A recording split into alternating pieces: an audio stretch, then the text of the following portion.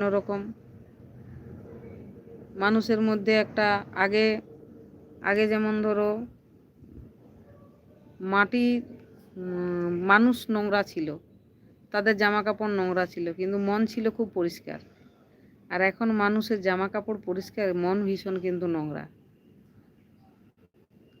তাই আগেকার দিনে সম্পর্কগুলোও ছিল ঠিক সেরকম মাটির মতো, যার জন্য আগেকার লোকেরা মাটির থালায় খেত। আর এখনকার সম্পর্কগুলো তারপরে আস্তে আস্তে সম্পর্কগুলো একটু চকচকে হলো, কাঁসার বাসনে খেতে শুরু করলো। তারপরে কাঁসার মতন সম্পর্কগুলো চকচক করলো, কলা পাতাতে খেত, কলা পাতার মতন সবুজ হতে শুরু করলো সম্পর্কগুলো।